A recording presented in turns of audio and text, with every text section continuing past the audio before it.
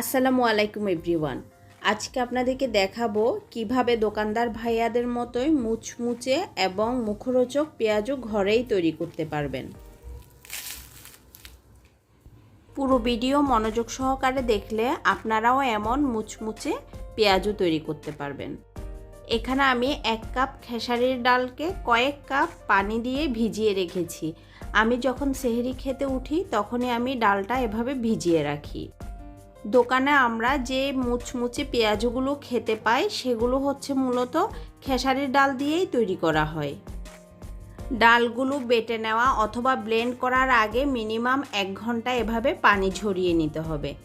এখানে আমি ডালের সাথে আমার টেস্ট ব্যালেন্স অনুযায়ী কাঁচামরিচও নিয়ে নিয়েছি। আর হ্যাঁ, ডালগুলো কিন্তু আমি খুব ভালোভাবে ধুয়ে তারপর পানি ঝরিয়ে নিয়েছিলাম। ডালগুলো যখন ব্লেন্ড করতে যাবেন অথবা পাটায় পিষে নিতে যাবেন তখন খেয়াল রাখবেন পুরোপুরি মিহি করে পিষে নেবেন না, এতে করে পেঁয়াজুর ক্রিস্পি ভাবটা একটু কম আসে।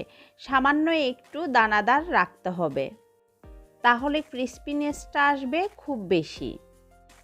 ব্লেন্ড করা ডালের মিশ্রণের সাথে এখন দিয়ে দিচ্ছি 1 চা চামচ আদা বাটা, 1 চা চামচ রসুন বাটা, 1 চা চামচ লবণ এবং সামান্য পরিমাণ হলুদের গুঁড়া, আধা চা চামচ পরিমাণ জিরা গুঁড়া।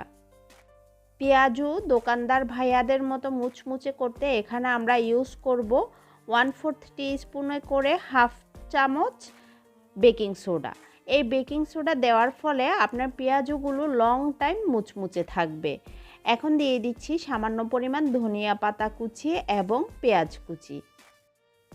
এবার সবগুলো উপকরণ খুব ভালোভাবে মিক্স করে নিব। এখানে আপনারা চাইলে কাঁচামরিচ কুচি করেও দিতে পারেন। পেঁয়াজু ভাজার সময় খেয়াল করতে হবে তেল যাতে প্রপারলি গরম হয়। তেল ভালোভাবে যদি গরম না হয়, অর্থাৎ আমরা যদি ঠান্ডা তেলে পেঁয়াজুগুলো দিয়ে দেই, সেক্ষেত্রে পেঁয়াজুগুলো যখন আমরা কিছুক্ষণ রেখে দিব, কিছুটা সময় যাওয়ার পরেই কিন্তু পেঁয়াজুগুলো নরম হয়ে যাবে।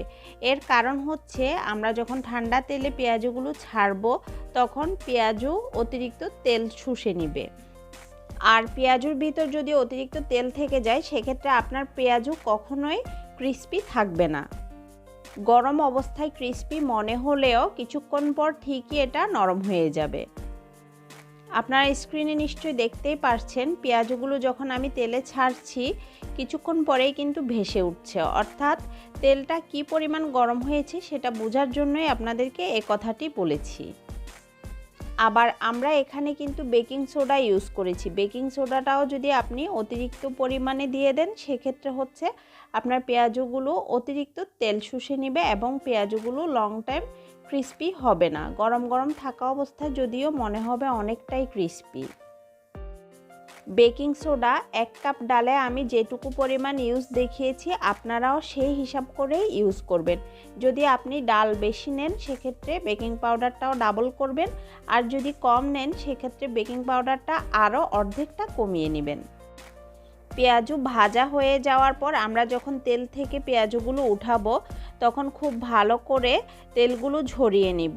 আমরা অনেকেই আছি তেল থেকে উঠিয়ে মাত্র পেঁয়াজুগুলো প্লেটের মধ্যে নিয়ে নিই।